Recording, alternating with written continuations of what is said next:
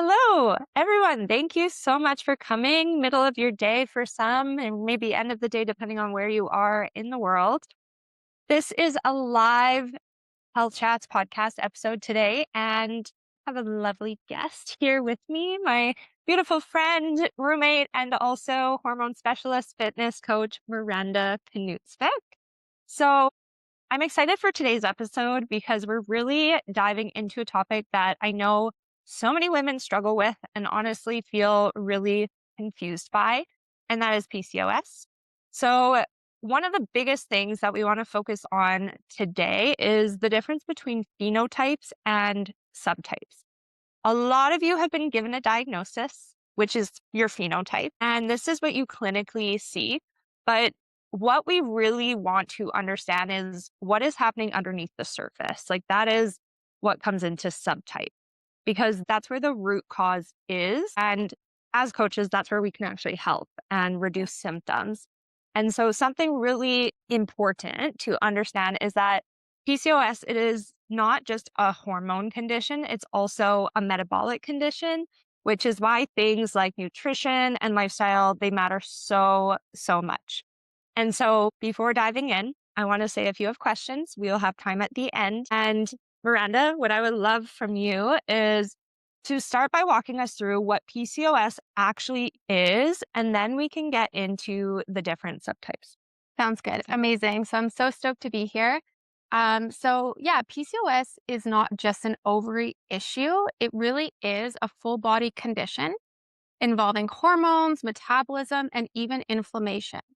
So it's a spectrum, and two women can both have PCOS, but they can have completely different symptoms. So your phenotype is what gets diagnosed through the Rotterdam criteria. So that's like the actual medical diagnosis, through symptoms, and through labs. But what we care about is what's actually driving those symptoms underneath. A simple way to think about this is that your phenotype is the what, and the subtype or the drivers are the why. You can think of like a tree. The symptoms are the leaves that you can see, but the real issue is the roots underneath. Because if we only focus on your symptoms, we will stay stuck, Mhm. going in a vicious cycle. And unfortunately, that's what we see. But if we understand the root, we can actually start to improve things. And I think this is where a lot of women get stuck because they're given one label, but they don't actually understand what's driving their symptoms, right? Yeah. So break it down. Let's go into subtypes. Perfect. Yeah. So at the core of PCOS, we're usually looking at a few key drivers. And we're going to talk a lot about kind of complexity here. So I just want to come back to these few key drivers as main takeaways. So those key drivers being insulin resistance, inflammation, and hormone imbalance. These are what most women tend to have as one driver, but they're also often overlapping factors as well. So, what we call subtypes are really just different expressions of those drivers. So, number one would be insulin resistance, PCOS. So, this is the most common subtype, and this is largely driven by blood sugar dysregulation, which can show up as things like cravings, energy crashes, weight gain, specifically around the midsection. And this is the most common driver being insulin resistance. Research shows that this is like insulin resistance is present in the majority of PCOS cases, approximately 70 to 80%. And you do not need to be overweight to be experiencing insulin resistance. That's a really important takeaway. What's happening is that higher insulin levels actually signal to the ovaries to produce more androgens. Those androgens actually drive a lot of the other symptoms we see in PCOS. So things like acne, excess hair growth, face, body, particularly on the chin, we see hair thinning and irregular cycles, which lead to infertility as well. Number two would be inflammatory. So here we're looking at chronic low grade inflammation in the body. This can be driven by things like highly processed foods in the diet, poor gut health, and overall lifestyle factors, which therefore impact your hormones over time. This usually looks more like skin issues, gut based symptoms, aches like in your joints, not fully recovering, and feeling inflamed overall. And I feel like this one is where lifestyle stress and even food quality really start to matter. Mhm. 100%. Yeah. And inflammation doesn't necessarily cause PCOS on its own, but it definitely makes insulin resistance and hormone imbalance a lot worse. I think someone just joined. So the third is adrenal PCOS. So this is stress driven. So here we're looking at cortisol, the adrenal hormones, and just overall nervous system dysregulation. This is often the woman who feels constantly stressed, wired, but tired, and just running on empty. Mhm. Would you say, and I ask this probably knowing the answer, this is more common in women who are like go, go, go, really busy, always need to be doing something? 100%. Yeah. Yes. So this is exactly that. The woman who doesn't give her body time to slow down, recover, and this usually overlaps with other drivers too. And so it's really just like stress on its own. But yes, it's kind of the overlapping piece. But for this subtype, stress is the main driver. Okay. And the Yeah. last one. Yeah. So the last one would be post pill PCOS. This one can get a little bit complicated, meaning the reason for that is that this is when symptoms show up after coming off birth control due to a hormonal rebound. So things like sudden cycle changes, sudden acne. Sometimes it's temporary for women, and sometimes it reveals underlying PCOS that was being masked through being on birth control. And this is where a lot of women tend to panic because symptoms show up so quickly after coming off of the pill. Yeah, exactly. Yeah. And the important thing here, the main way we identify this is by looking at timing and history. So if symptoms show up soon after coming off the pill and they weren't there before, that's a strong sign that it's post pill.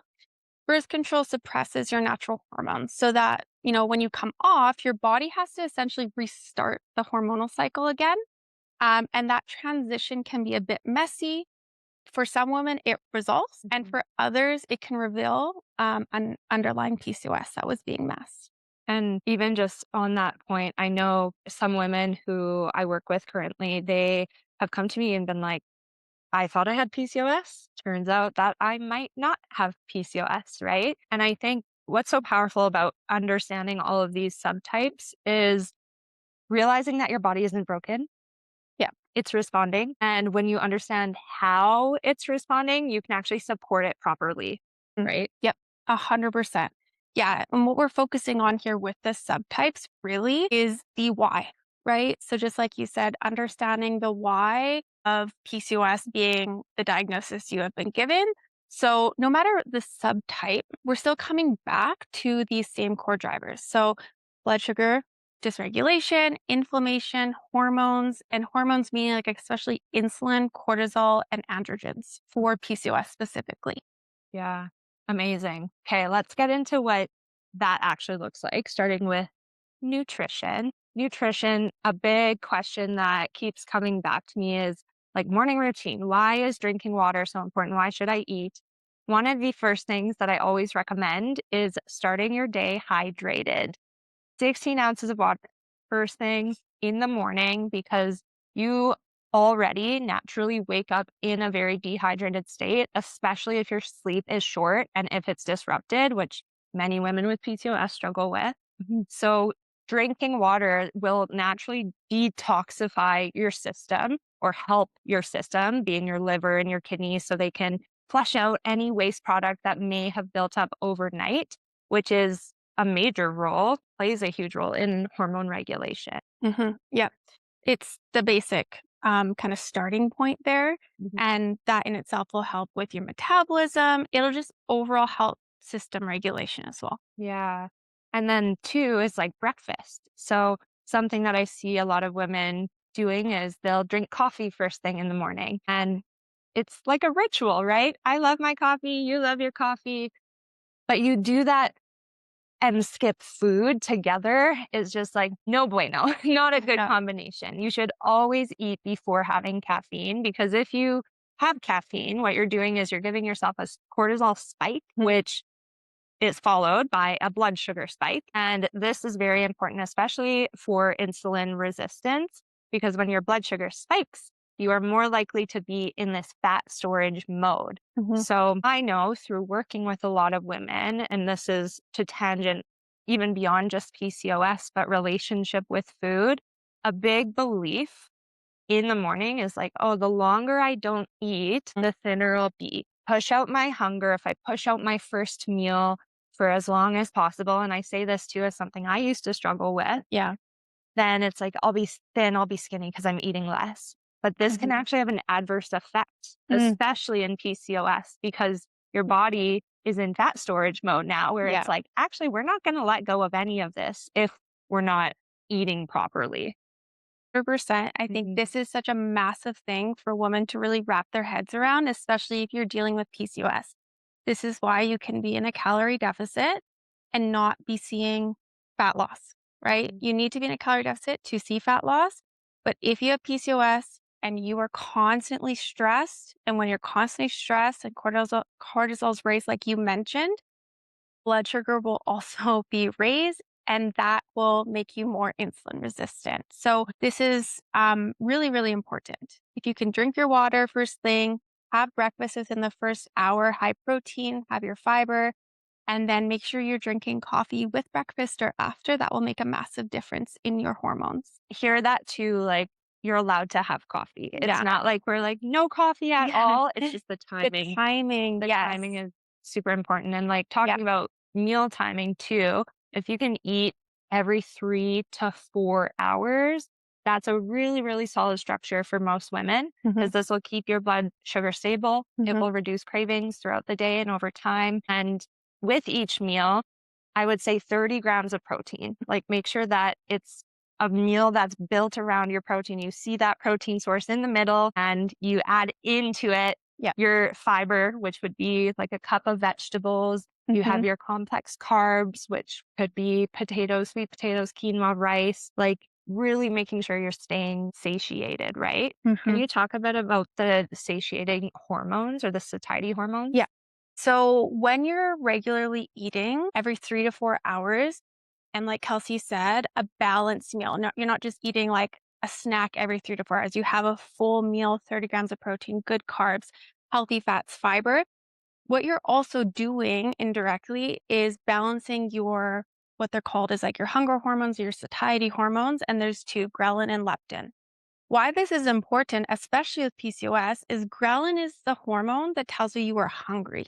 I like to think about it as like ghrelin, like your stomach's growling. And then leptin is the hormone that says, hey, I'm full, I'm good, I don't need to eat anymore. If you're not regularly eating, like every 3 to 4 hours, approximately good quality meals, and you're also skipping breakfast, those two hunger and satiating hormones get all out of whack. And this is where you can be pumping out ghrelin when really you're not actually hungry, you're just stressed, or your leptin is becoming resistant and therefore you're not full. So you could just overeat. And then you think it's your fault, but really your physiology is like really out of whack. Mm-hmm. Yeah. Yeah, super important. And like food quality too, that can bring us into the next point is like Hmm. I always like to say focus on adding before restricting. I think on any health journey, it's really easy to look at what you're currently doing and say, how can I take this out? Like many of you probably relate to this isn't healthy. Oh, that's bad. Like labeling the food, try to shift your mind to what can I add in Hmm. instead? Fiber is a huge one to help with that satiety as well. 25, 40 grams of fiber daily, which could be that cup of veggies on each meal, adding a tablespoon of chia or flax seeds to your smoothies or to your oat bowl in the morning, your yogurt bowl. Fresh berries are really, really good fiber source. And then whole foods is like 80% of what you're consuming in the day should be whole. So if you look at the label, there's 3 ingredients or less. If there's more than that, it's probably not a whole food source when you're grocery shopping, sticking to the parameters of the store. Something I actually heard today, I ran into someone, she's like, oh, I heard this new technique, the 30-33. And I'm like, I'm going to talk about this. It's super easy. Remember, 3-3-3, 30 grams of fiber in your meal, 30 grams of fiber in the day. And then 3 hours before bed, which is something we'll get to soon, is when you try to finish your last meal. But before we get there, can you talk more about like gut health and Hmm. how that helps Yeah, metabolize? Okay. totally. Yeah. Yeah. So if you are a woman in the modern age, you can find a million gut health protocols and supplements and all the fancy things. But what we're talking about here, the basics of health and wellness, that is what is going to help improve your gut health. So, why this is important is the gut helps metabolize and eliminate excess hormones like estrogen. We get a lot of estrogen through the environment. It's actually called the xenoestrogens. And if we're not able to detoxify the excess that's coming in, then it can actually cause a cascade effect in the body. Okay. Because now we have too much and it's not exiting. So impaired gut function can absolutely cause to this hormonal chaos as well. Okay. That's good to know. How can we improve our gut health? Starting with, I guess, anti-inflammatories. Yeah. So I'll start first with fiber is a massive one. Mm. So fiber is going to really help bulk your stool, Yep. right? So you're eliminating, right? If you're not pooping daily, that's going to be a really big sign that your gut is under some sort of dysregulation. So fiber will really help get your bowels moving alongside enough water and walking. Mhm. Those are basic for gut health. And then also, yes, anti inflammatory nutrition. This doesn't mean you're taking a bunch of anti inflammatory supplements, but really starting with, we already said whole foods, fiber, eating regularly, but then also thinking about omega 3s. So, omega 3s are a type of fat that help combat inflammation. So ideally, we're eating 2 to 3 times a week omega 3 rich fish. If you do not like fish or you're allergic, I get it. Get in line with all my clients. You can supplement a good quality omega 3, 1 to 2 grams of EPA and DHA daily. That will help get that omega 3 in if you're not able to get it in through your diet. The fish that are the highest in omega 3, the easiest way to remember this is an acronym. It's called SMASH. So salmon, mackerel, anchovies, sardines, and herring. A fun fact is that there's actually more omega 3s in in herring. Oh God, I'm getting it confused. It's okay. It's one of the two. Yeah. You're going to have to do your research. One of the two, then salmon. We commonly see salmon, and I believe it's mackerel. But yeah, so chronic inflammation can worsen both insulin resistance and hormone imbalance.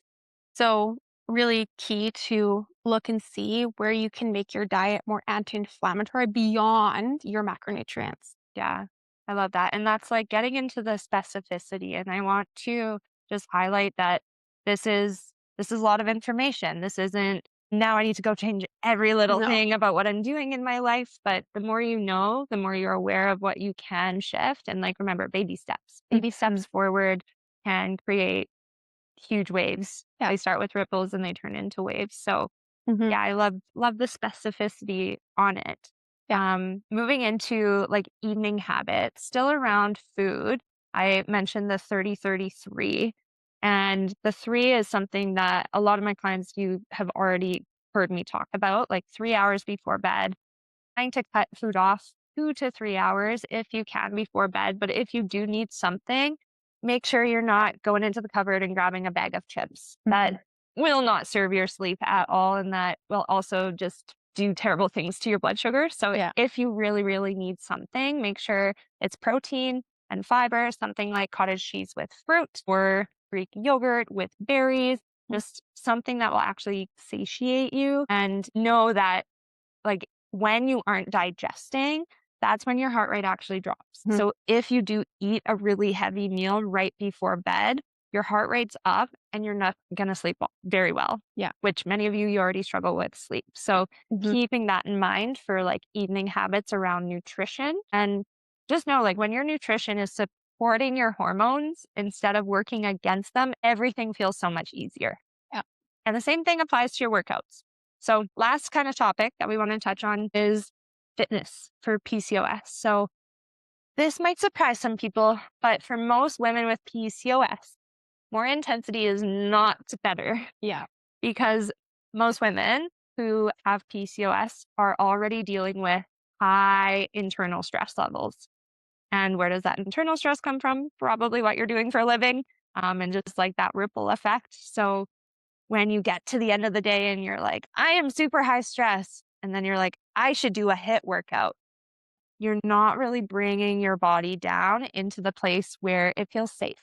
So the key goal is to reduce stress in your body. Um, Avoid the HIIT because all that does is really increase your cortisol. And if you are someone who really, really loves HIIT, try to do it like once a week because this can worsen your symptoms. What to focus on instead is strength training, building muscle. It will improve insulin sensitivity.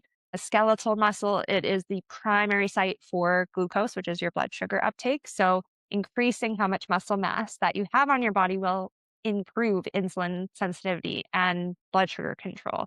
This supports your metabolism. The more muscle you have on your body, the easier it is for your body to want to burn fat and lose weight. And the perfect amount of time is between 2 and 4 times per week. The second part, unless you want to add anything. One thing I'll Sure. just add is making sure, and I mean, that's why if you have a coach, your programmed workouts are going to provide a good recovery day. But one thing to keep in mind if you have PCOS is not training the same muscle groups like back to back to back days. So ideally, you have like a full day of recovery in between, especially if you're doing like full body workouts. That'll make a massive difference as well. Yeah. And that kind of moves into like the next part is recovery and like lower intensity movements, things like steps. There's a reason why us here and the whole world is like, get your steps in. And it's because not only does it support your metabolism, but walking also lowers stress in your body. You're not walking to speed walk and like eventually turn it into a run. Some of you might be if that's what you're training for, but for the most part, you're walking to de-stress your body. This is why your step goal is so important. Other low intensity movements are things like yoga, things like Tai Chi, things like mat Pilates, gentle movements. They really do help regulate your nervous system. And these all support fat loss without putting your body into a state of Yeah. stress. I've seen it over and over again when women pull back from constant high intensity and start focusing on strength and consistency, their body actually starts responding so much better. This is why probably 99% of the women I work with, the first thing I say is, we're going to incorporate mindfulness into your daily habits and into your practice. And what you really need to know is that your body, whether you do or don't have PCOS, whether you are dealing with hormonal imbalances or maybe it is menopause or Yeah. something, your body doesn't need more punishment. It's already going through a lot. It needs more support. So today's biggest takeaway, if anything, it's really that PCOS is not a one size fits all. Your symptoms are not random. They're coming from specific root drivers. And when you understand your subtype, which Miranda has made a resource on to Yes. give you more details if you are like, oh gosh, I still don't know. But when you really understand that, you can start making decisions that actually support your body. I just want to say thank you, Miranda, for being here and having this conversation. Did you have anything else you wanted to add in that you feel like we didn't touch Mhm. on? Yeah. Or we Well, first of all, it's amazing to be here. I think, yeah, the one thing I'll add is to take this like one piece at a time, like Kels already mentioned. You don't need to change everything at once. A lot of this can be intuitive, right? So it's like asking yourself the question, am I more stressed? How has my quality of food been lately? Have I been hitting the fiber? Where's my morning routine at? And if you are one of those people who's skipping breakfast, I would say start there. Like, really get a good ripple effect. You're skipping breakfast and you're drinking coffee first. I would say start there, hydrate, fuel, and then coffee. Do that consistently and see the change Mhm. versus trying to hit the steps or, optimize sleep hygiene. Like, those are important, but we got to start with the foundations first. Yeah. I think that that's a gold nugget to leave everyone on. Thank you, everyone, so much for listening to this episode of the Health Chats podcast. It was such a pleasure to have Miranda here to speak on PCOS and just bring her plethora of knowledge to a topic that I am working with women on a day to day basis on right now. If you are outside or inside of my coaching community, please be sure to like and subscribe and let me know if you would like to see more episodes like this.